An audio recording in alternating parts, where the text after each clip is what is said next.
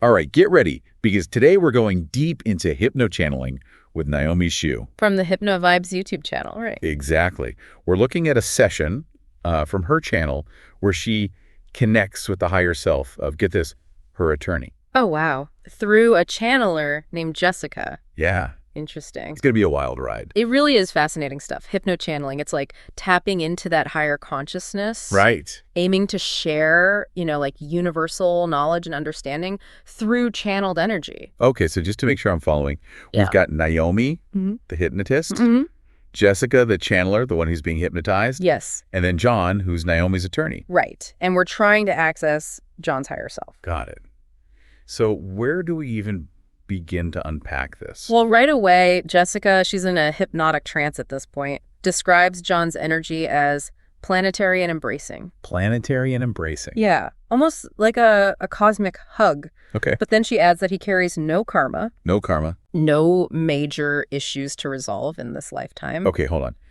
Planetary and embracing, what does that even mean? Like in this context? Yeah, it's like a way of describing the energy as expansive, all-encompassing. Like it influences, a wide sphere, almost like a planet's gravitational pull. Okay. But instead of physical force, it's an energetic presence. I'll see. And the embracing part, that suggests a welcoming, inclusive feeling. Okay, I'm starting to get it. But back to the karma thing. Is John's higher self saying that he's somehow spiritually advanced because he has no karma to work through? That's a really interesting question because it kind of challenges the common idea that spiritual growth is all about overcoming obstacles and resolving past karma, right? Yeah. Perhaps in John's case, his soul's journey in this lifetime is more about just existing, expressing his true nature, experiencing life without those karmic burdens. So maybe it's not like a hierarchy, like more evolved souls versus others. Makes sense. So how does John interact with others given this planetary energy? Well, Jessica, speaking as John's higher self now, starts talking about the people around him, especially those he works with. And she mentions, there might be some tension because John's presence can be a catalyst for change in their lives. Like his energy, whether he's doing it consciously or not, pushes those around him to grow and evolve. So it's not always comfortable to be around John, it sounds like. He's shaking things up just by being himself. Exactly. Does this tie into the concept of soul agreements that we see in a lot of spiritual teachings? That's exactly where this session leads. The idea that our souls make agreements with other souls before we're born to interact and learn from each other during our lives. Whoa, hold on. Are we saying we're all bound by these pre-life contracts? Yeah. How does that even work? Big questions. Yeah, and how much free will do we have if these agreements are already in place? Right. Those are the million-dollar questions, and we might not have all the answers. But consider this. Jessica, as John's higher self, gives an example of a soul agreement between John and someone in his office. She describes it as a contract for mutual benefit, where both parties are learning and supporting each other, even if it's not always harmonious. So it's not about dictating every detail of our lives, but more like setting up these opportunities for growth. Yeah, exactly. Through our relationships. Right. That actually makes me think about my own interactions with people. Do those difficult relationships, do they actually serve a purpose on a soul level? It's a lot to process. It is. And this concept of soul agreements, it even extends to Naomi and John themselves. Exactly. Okay.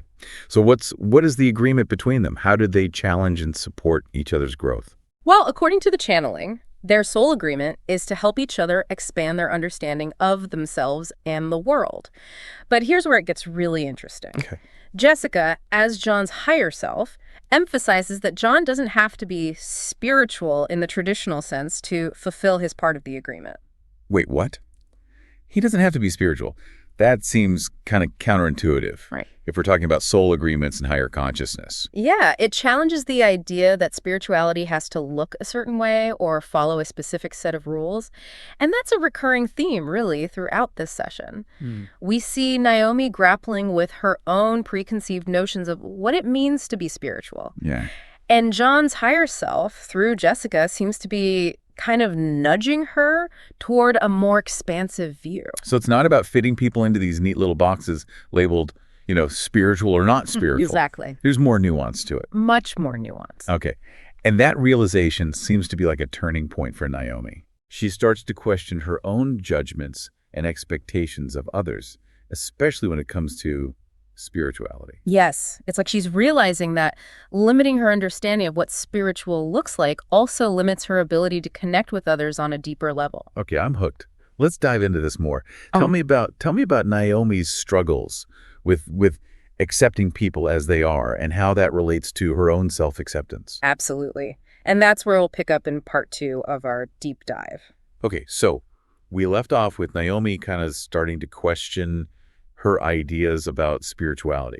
Like she's having trouble accepting people who don't fit her image of what like a spiritual person should be like. Right. And this whole internal conflict, it really comes to light when Jessica, who's channeling John's higher self, suggests that Naomi might benefit from like exploring consciousness expanding experiences. Oh, okay. Like ayahuasca or a mushroom journey. Interesting. So it sounds like John's higher self is sort of like acting as a spiritual guide for Naomi. Yeah, in a way. Kind of nudging her toward growth, even though she didn't exactly ask for that advice. It does seem that way. And what's really striking is that this guidance, it's not like delivered with any judgment. Right. There's a sense of compassion and understanding in the way John's higher self is talking to Naomi. It's almost like, hey, it's okay to have these struggles. We all do. But here's some tools that might help you on your journey. I like that. It's not preachy. Yeah. But I do wonder if Naomi feels a bit surprised by this. I mean, she went in wanting to understand her relationship with John, and now she's getting advice about taking psychedelics. It's definitely a shift in direction. And to your point, Naomi does seem a little hesitant at first. She even admits that, accepting people for who they are is easier said than done. Yeah.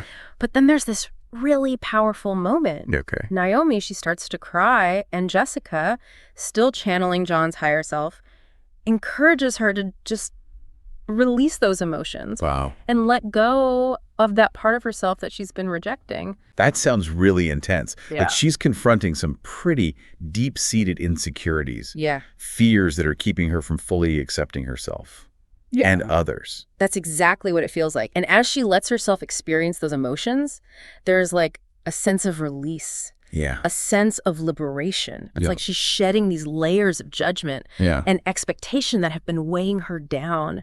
And as those layers fall away, she seems to be making this renewed commitment to embracing her true self, imperfections and all.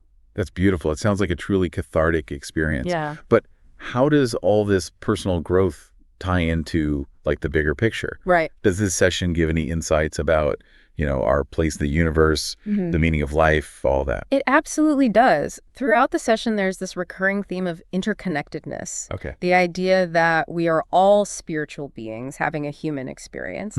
It's a perspective that shifts our focus from the material world to the realm of consciousness. And it suggests that our true essence extends far beyond, just our physical bodies, and that we're all part of something much greater than ourselves. It makes you wonder what other dimensions of reality might be accessible to us if we could only tap into that higher consciousness. Right. Is that what hypnochanneling is trying to do? That's a fascinating question. And this session with Naomi definitely hints at those possibilities. Yeah. It raises questions about the nature of time, the interconnectedness of all beings, and the potential of consciousness to transcend our limited human perception. It's almost like we're getting a peek behind the curtain. Exactly. A glimpse into a reality that, we usually can't access. Exactly. And it's not just about, these abstract concepts. Yeah. This session also provides like some practical insights into how we can navigate our human experience with more awareness, compassion, purpose. Right. Like, for example, the idea of soul agreements. It reframes our relationships and the challenges we face as opportunities for growth and learning. It's a way of finding meaning in the difficult, confusing experiences that, we all go through. Exactly. Yeah. And beyond that, it highlights the transformative power of self-acceptance. When we embrace our true selves, flaws and all, we open ourselves up to deeper connections, greater compassion, a more fulfilling life.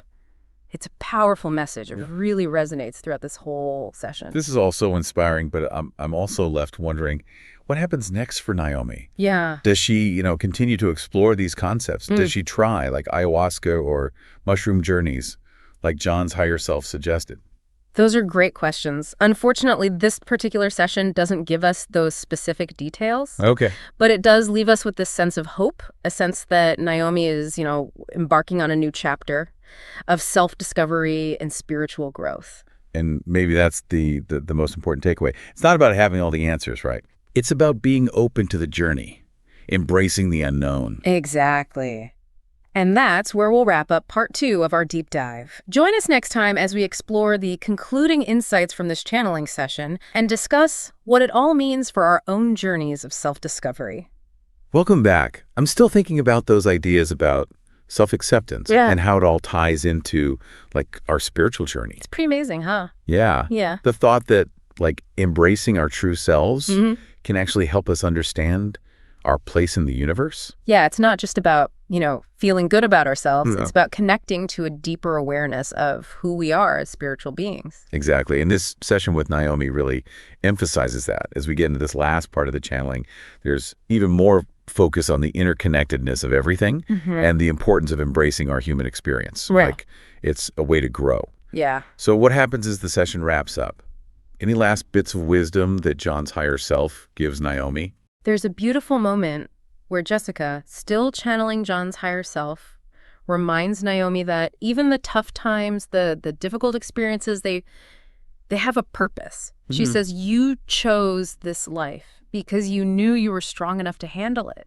Wow. It's like this powerful reminder that we all have, an inner strength. Yeah, it's a real shift in perspective. Probably. Instead of seeing those challenges as punishments or setbacks, we can see them as chances to learn, grow, become stronger. Exactly. And John's higher self goes on to say that every experience we have, good or bad, it shapes us, it helps us evolve. It's like everything, every interaction, relationship, success, heartbreak, it all becomes part of who we are. It's not about avoiding the tough stuff or always chasing happiness. Right. It's about embracing it all. The whole experience. Recognizing that it's all part of our soul's journey. Exactly. And this goes back to that idea of soul agreements, right?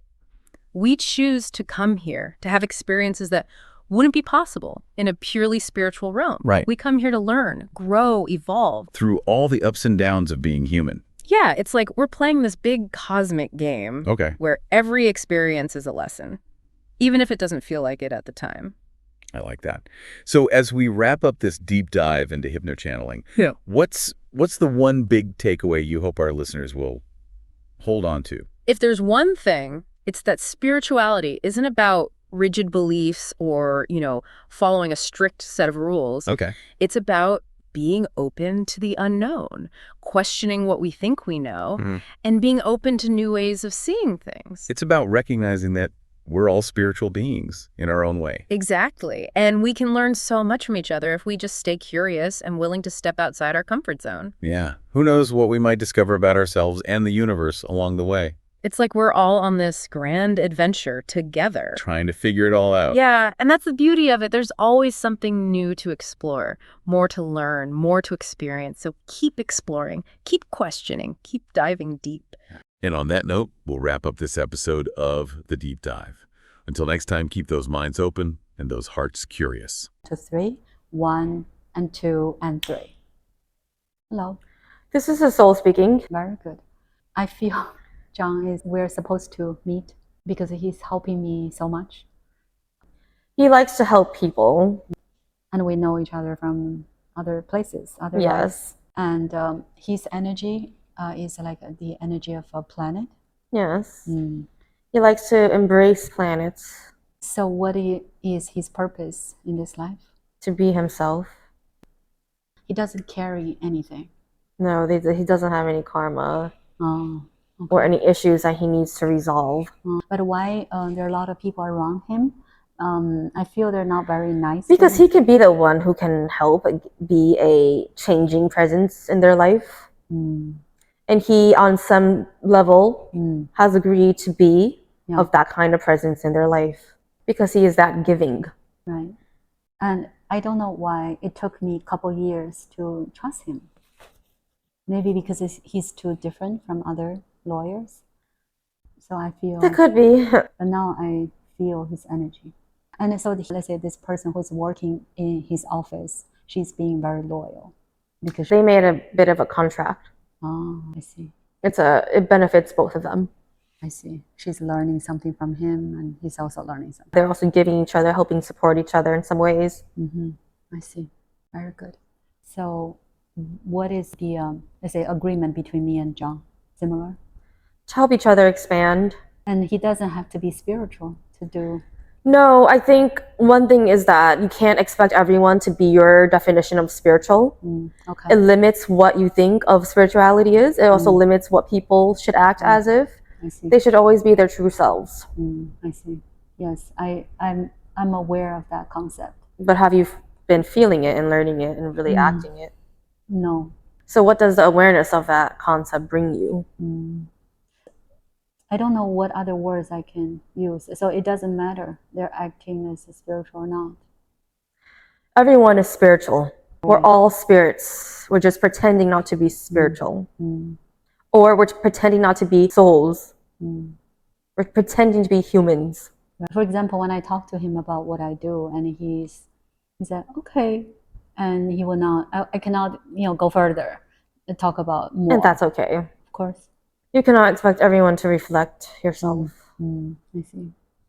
That's in a way not really accepting them for who they truly are. I see. And I keep telling myself that I cannot, let's say, go to dinner or lunch with someone who is not spiritual. And I That is a prejudgment. You never know what they have to offer you. Right. For example, this Amy, I did not feel she's that spiritual, but now I'm learning it. Well, she's a good example of that. Yes, I'm learning. Of course, that's why I need to do another mushroom and ayahuasca. Yes, and you may set that as your intention. I will. To truly feel it. Right. I'll do that. I don't know why I feel I'm about to cry. Release it, let it go. If you are expecting someone to reflect something in you, then maybe it's a reflection of how you expect yourself to be. A part of yourself that you don't really like or don't want to accept. Right. I get that. It's not really about other people. It's always about how you feel towards yourself. So let that be your guiding point. Yes. You see, it's so easy to say it, but it's not easy to do. That's why we're all here to learn. We have all chosen lives, planned out specific lives and themes to explore, so that we can really experience it and not just be in spirit, looking at things conceptually. Right. Because otherwise, then what's the point to having this human life? Yes, to expand ourselves, to always look at ourselves from yet again another perspective. I think that's why it's important to just be ourselves and accept others as well. I'm feeling it. And I feel very grateful that I met with John. Yes. That I realize a lot of things otherwise I wouldn't. And I feel things that he has that I don't have. And of course I can also as well. I don't know why I feel emotional now. But we'll save that later for your mushroom trip, maybe. Thank you. Thank you. Yeah. I will speak with you again. Thank you.